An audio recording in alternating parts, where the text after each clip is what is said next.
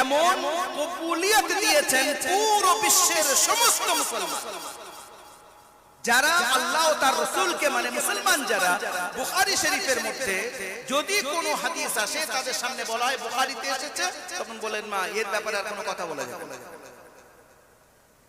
কেন এতটা দাম কেন দেওয়া হয়েছে? এর পিছনে অনেক কারণ আছে। একটা ছিল তার খাঁটিত্বতা, ইখলাস।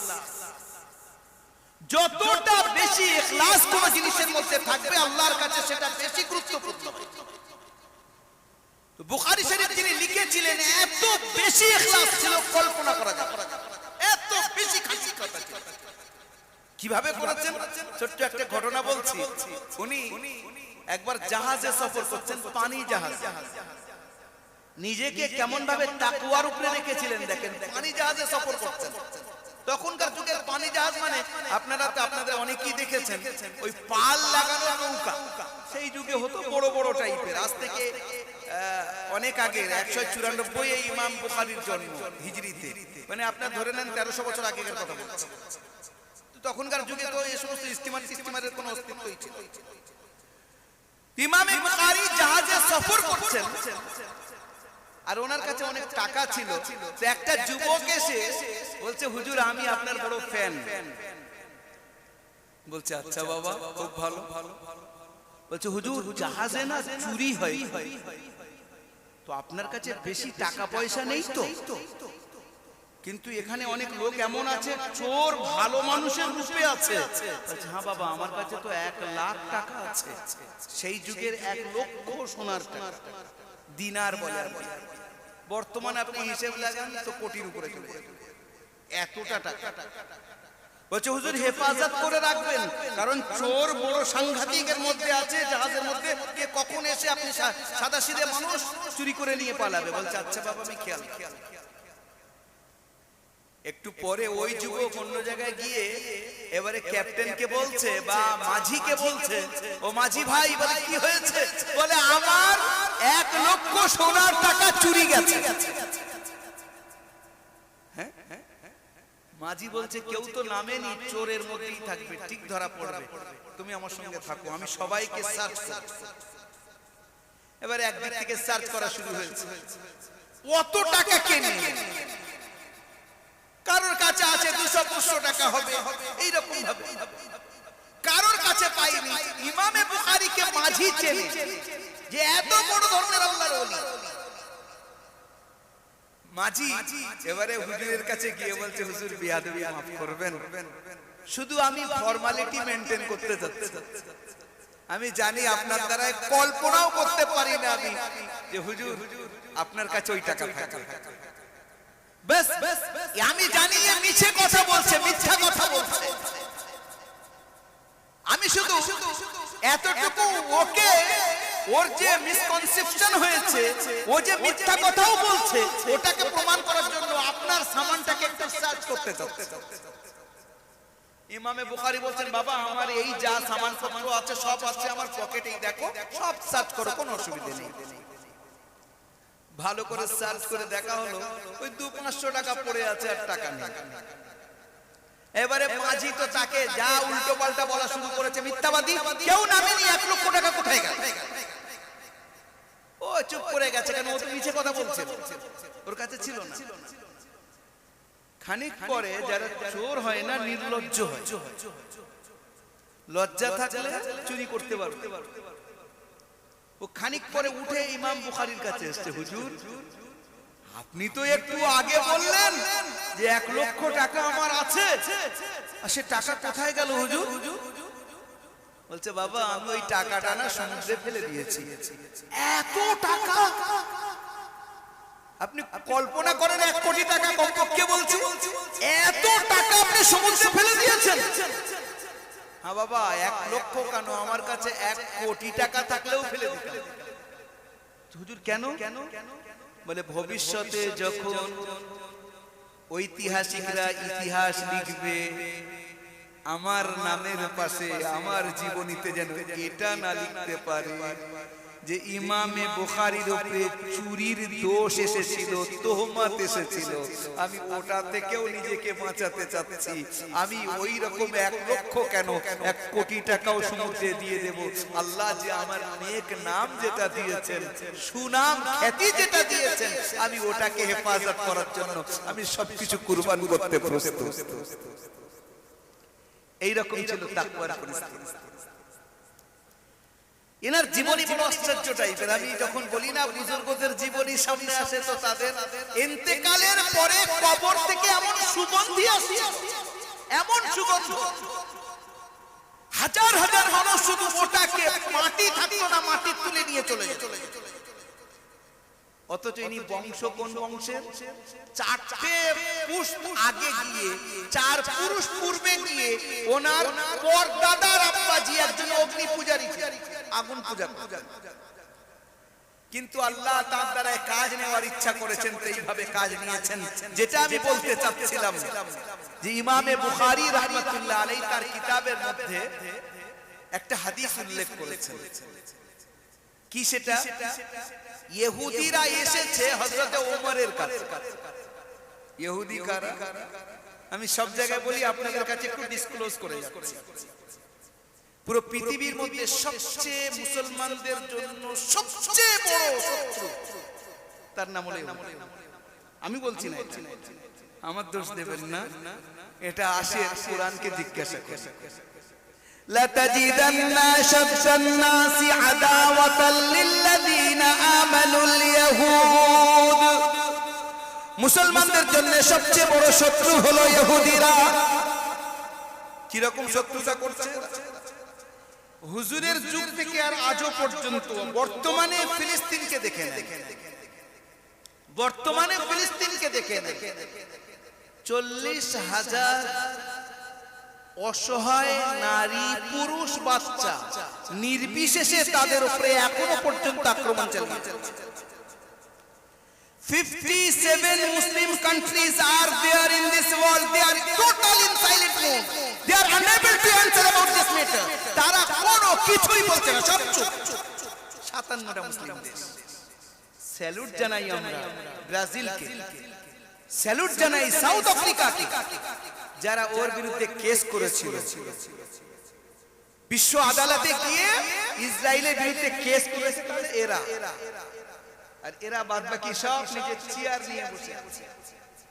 তবে আমাদের কথা কে শুনবে? আমরা চোখের পানি ফেলতে পারি, কাঁদতে পারি, আমরা তো জনগণ, সাধারণ মানুষ।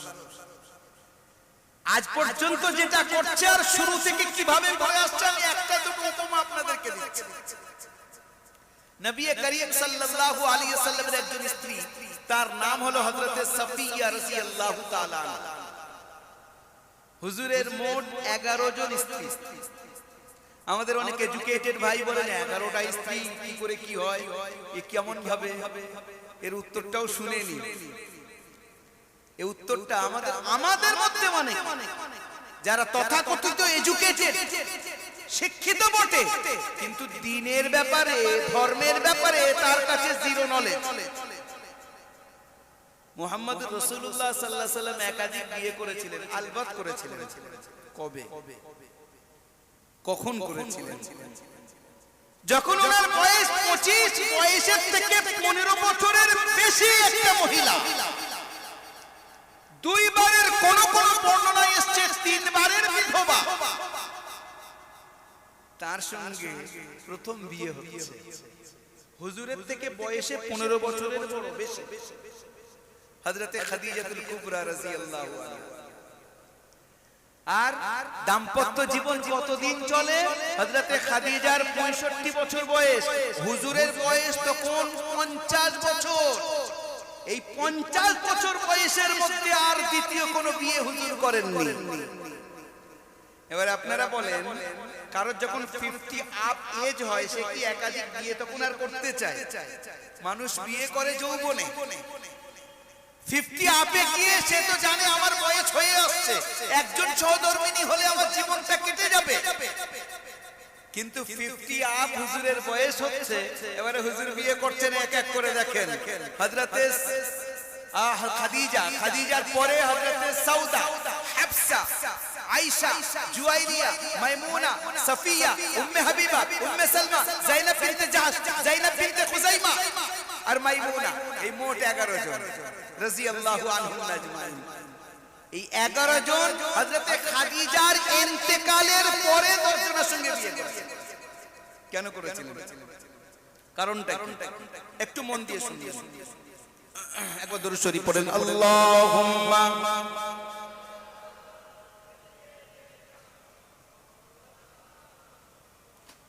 ওয়া আলা আলিক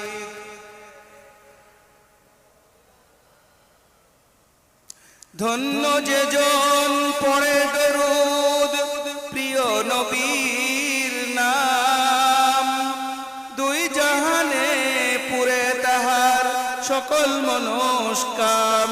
আল্লাহুম্মা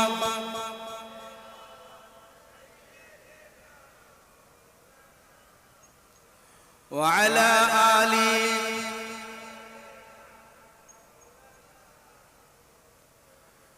যে কথাটা বলছিলাম যে হুজুর একাধিক বিয়ে করেছেন। কখন করেছেন ভালো করে বুঝবো কথাটা। কখন, কত বয়সের পরে? যখন হুজুরের এজ 50 আপ, 50 এর উপরে। হযরতে খাদিজা যতদিন হুজুরের জীবনে বেঁচে ছিলেন দ্বিতীয় বিয়ে করেন। বড় আম্মাজির ইন্তেকালের পরে হুজুর বিয়ে করছেন। এবারে এক এক করে বিয়ে করছেন কেন?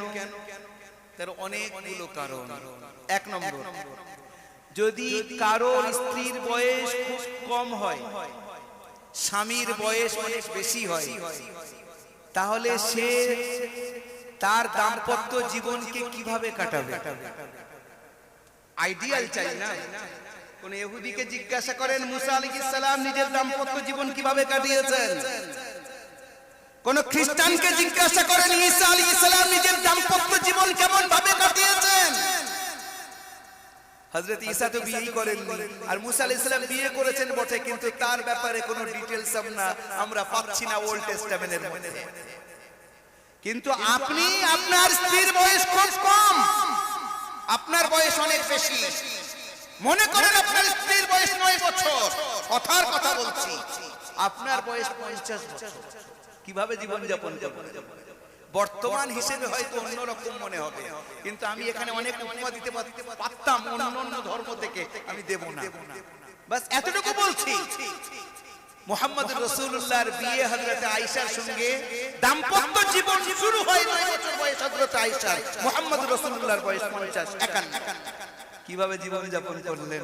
হুজুর আম্মাজিকে বললেন, আমার উম্মতকে বলে দাও আয়েশা, আমি তোমার সঙ্গে কেমন ভাবে বাড়ির ভিতরে ব্যবহার করি, আমার উম্মতের জন্য আমি আইডিয়াল হয়ে এসেছি। জোরে বলেন সুবহানাল্লাহ।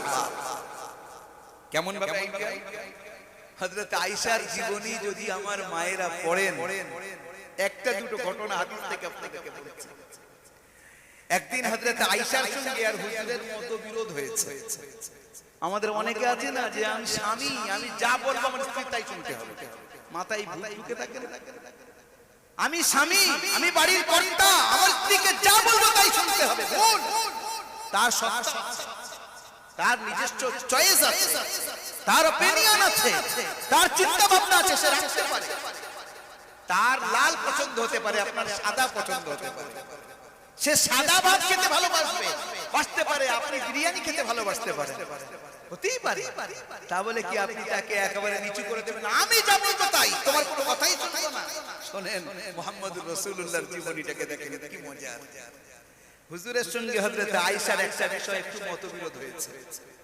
হুজুরের সঙ্গে হযরত আয়েশার মিশকাত হাদিস মতবিরোধ হচ্ছে। সেই সময় হযরত আবু বকর বাড়ির সামনে থেকে যাচ্ছে। আবু বকরকে আমরা জানি খুব ভালো করে, আয়েশার সম্পর্কে কি হয়। হযরত আবু বকর হযরত আয়েশা আব্বাজি রাদিয়াল্লাহু আনহু বাড়ির সামনে থেকে যাচ্ছেন। হুজুর হযরত আবু বকরকে বললেন, আবু বকর আপনি ভিতরে আসেন, আমার আর আয়েশার ব্যাপারে আমাদের দুজনের মধ্যে একটা বিষয় একটু মতবিরোধ হচ্ছে, আপনি আমাদের মধ্যে ফয়সালা করে যান। আবু বকরকে ভিতরে ডেকেছে। এইবারে হযরতে আয়েশাকে হুজুর বলছেন, আয়েশা আমার তোমার যে মতবিরোধটা, তুমি বলবে বিষয়টা না আমি বলবো, আগে কে বলবে? হযরত আয়েশা বলছেন আপনি বলেন কিন্তু ঠিক ঠিক বলবেন। শব্দটা কি ব্যবহার করেছে? কথার কথা বলে ফেলেছে। কল্পনা কেউ কোনো মুমিন করতেই পারে না হুজুর বেঠিক বলবেন, এটা কল্পনার বাইরে আমাদের।